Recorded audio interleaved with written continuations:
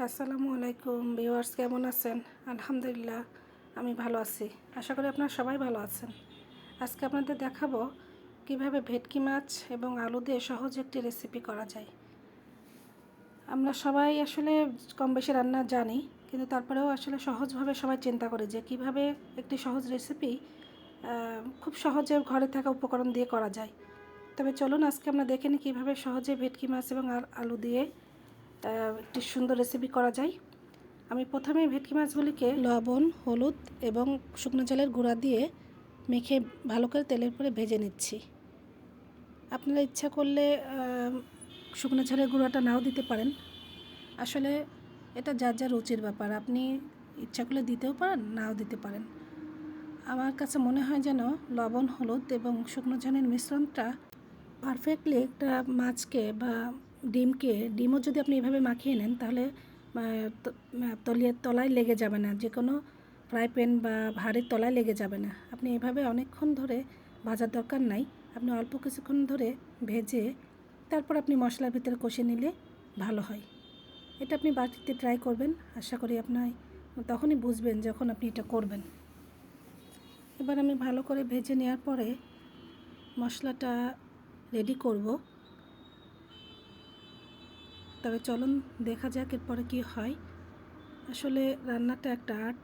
যদি আপনারা কম বেশি আসলে সবাই রান্না করি, এটা আমি আবারও বলছি যে কম বেশি সবাই রান্না করি, কিন্তু সহজভাবে আসলে আমরা চিন্তা করি, কারণ সারাক্ষণ রান্না বান্না করতে সবারই ভালো লাগে না। আমি মাছগুলিকে উল্টে পাল্টে আর একবার দিচ্ছি। এবার আস্তে আস্তে মাছগুলিকে আমি একটা ডিশের পরে তুলে নিব মশলাটা কষানোর জন্য। এবার আমি একে একে মাছগুলো আগে তুলে নিচ্ছি। তারপরে একই তেলের মধ্যে আমি আগের যে মশলাগুলির সাথে যে মাছগুলি ভেজে নিয়েছিলাম সেই মশলাগুলি পুনরায় আলু দিয়ে মাখিয়ে, অর্থাৎ লবণ, হলুদ এবং ঝালের গুঁড়া দিয়ে মাখিয়ে আমি এই একই তেলের মধ্যে ভেজে নিব, যাতে দুইটা উপকরণই মানে একটু হালকা ভাজা হয়। এতে তরকারিটা স্বাদটা বেড়ে যাবে এবং এর টেক্সচারটা বজায় থাকবে। তবে চলুন দেখি আমরা কিভাবে আলুগুলোকে সুন্দর করে ভেজে নিচ্ছি। আলুগুলোকে অনেকক্ষণ ধরে ভাজবো না, হালকা একটু লাল লাল হয়ে গেলেই আমি আলুগুলোকে তেলের মধ্যে থেকে উঠিয়ে নেব। একটু ভালো করে ছড়িয়ে দিচ্ছি যাতে সবগুলো আলুই একই পরিমাণে একইভাবে ভাজা হয়।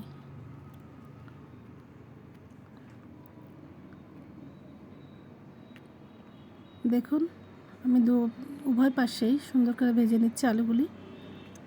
বেশি লালচে করার দরকার নেই, ভালোভাবে একটু ভাজা হলেই আমরা তেল থেকে আলুগুলিকে উঠিয়ে নিব। আমার ভাজা হয়ে গেছে, আমি তেল থেকে আলুগুলিকে উঠিয়ে নিচ্ছি।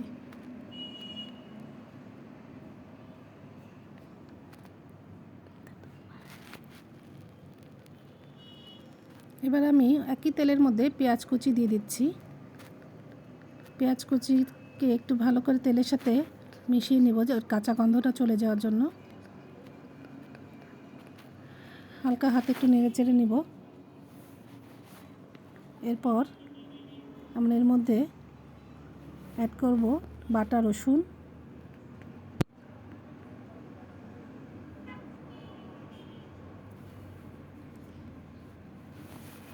এক চা চামচ পরিমাণ দিয়েছি, সাথে আরেকটু দিয়ে দিচ্ছি 1.5 চা চামচ, অর্থাৎ 1.5 চা চামচ পরিমাণ দিয়েছি টোটাল।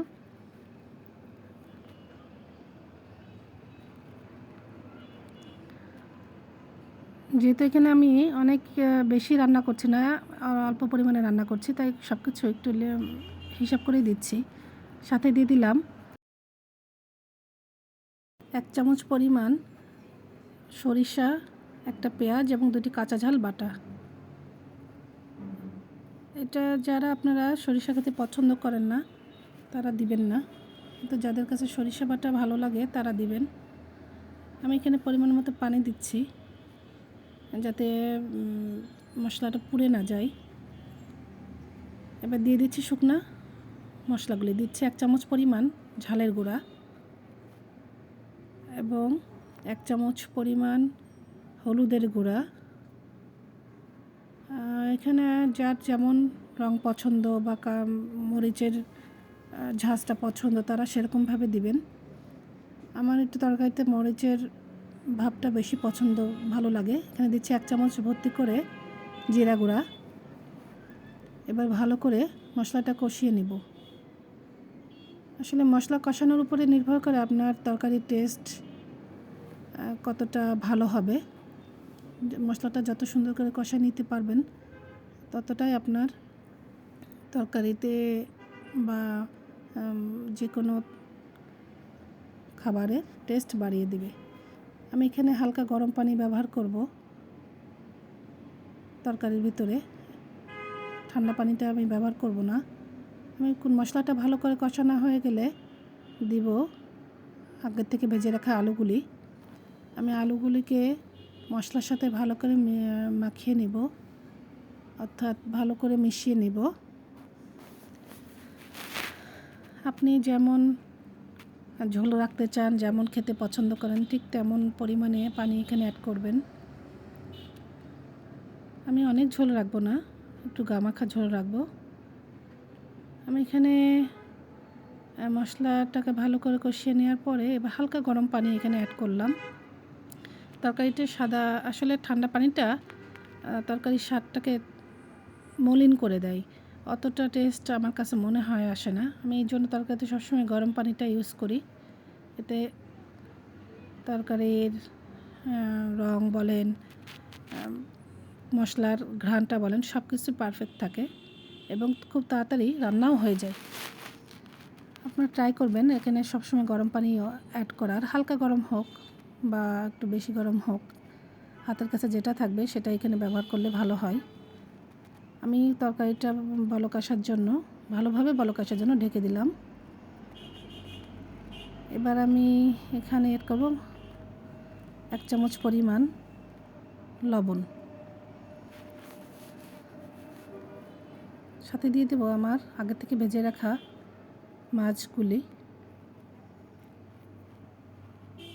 মাছটা আমি অনেক বেশি মচমচা করি নাই, কিন্তু একটু হালকা লালচে করে ভেজে নিয়েছি যাতে আলুর সাথে এর একটা সুন্দর সংমিশ্রণ ঘটে। আসলে মাছটা বেশি ভাজলে আমার যেন মনে হয় মাছের ভিতরে তরকারির স্বাদটা ভালোভাবে ঢোকে না। এই জন্য আমি মাছটাকে অনেক বেশি ভাজি নাই।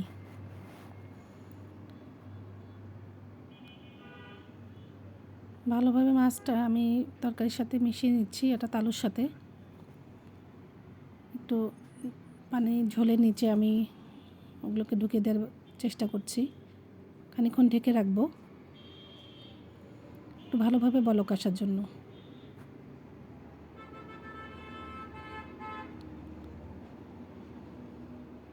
দেখেন তরকারিতে কি সুন্দর বলক চলে আসছে। খানিকক্ষণ জাল করার পর আমি এখানে অ্যাড করে দিচ্ছি ফালি করে কেটে নেওয়া টমেটো স্লাইস। এখন যেহেতু টমেটোর সময়, আমি এর জন্য পাকা টমেটো, আপনি এখানে কাঁচা টমেটোও দিতে পারেন, কিন্তু আমি এখানে পাকা টমেটোটা আমার কাছে ভালো লাগে, এই জন্য আমি এখানে পাকা টমেটোটা দিয়ে দিলাম। এটা আমার গাছের টমেটো। আমি একদিন দেখাবো আপনাদেরকে ইনশাল্লাহ আমার গাছে কেমন টমেটো ধরে আছে। সেই টমেটোটা আমি এখানে অ্যাড করলাম। বাজারে অনেক সুন্দর সুন্দর টমেটো পাওয়া যায়, আপনারা সেগুলো কিনে এনে এভাবে অ্যাড করে দিবেন। আমি খানিকক্ষণ পরে ঢেকে রাখছি, তারপরে আমি কিছুটা সময় পার হওয়ার পরে আমি কিছু কাঁচামরিচ ফালি এখানে অ্যাড করে দিচ্ছি।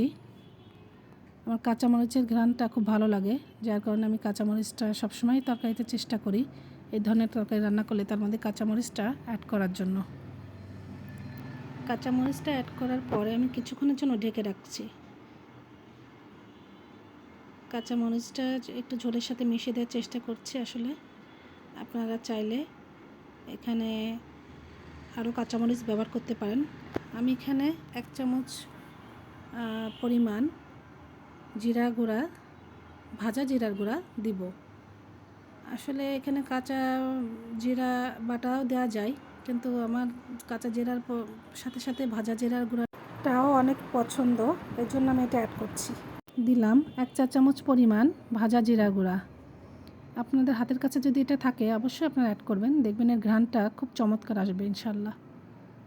আমাদের বাসার সবাই এটা পছন্দ করে, যার কারণে আমি সবসময় এটা তৈরি করে রাখি ভাজা জিরার গুঁড়াটা। এটা খুব সহজ। আপনি একটা কড়াইতে একটু জিরা নিয়ে ভালোভাবে টেলে নিয়ে ওটাকে ব্লেন্ড করে নেবেন বা পাটায় বেটে নেবেন। একটা কাচের জারে আপনি সংরক্ষণ করতে পারেন। যে কোনো তরকারিতে আসলে দেওয়া যায় না এটা, একটু কষা ভুনা, মাংস ভুনা, এগুলোতে ব্যবহার করলে ভালো লাগে, অনেক কাজেও লাগে। এজন্য আমি সবসময় করে রাখি, চাইলে আপনারাও করে রাখতে পারেন। আমার তরকারিটা হয়ে গেছে, দেখুন কত সুন্দর একটা কালার আসছে মাশাআল্লাহ। আশা করি আপনার বাসায় অবশ্যই ট্রাই করবেন। এভাবে রান্না করলে আসলে খেতেও ভালো লাগে, দেখতেও ভালো লাগে।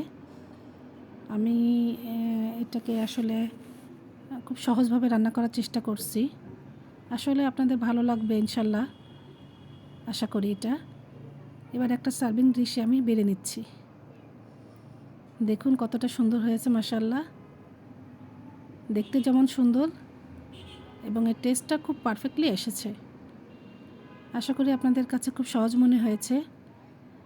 আমার নতুন ভিডিওগুলি আপনারা নিশ্চয়ই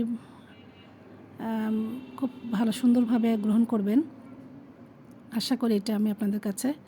আসলে সবাই কম বেশি রান্না জানে, তারপরেও বাসায় যতটুকু উপকরণ আছে সেগুলো দিয়ে আসলে এইভাবে সহজভাবে রান্না করে নিলে যে কোনো মেহমানদারিতে বা বাচ্চাদের সামনে এভাবে, বাসার সবার সামনে এভাবে আপনি প্রেজেন্ট করতে পারেন।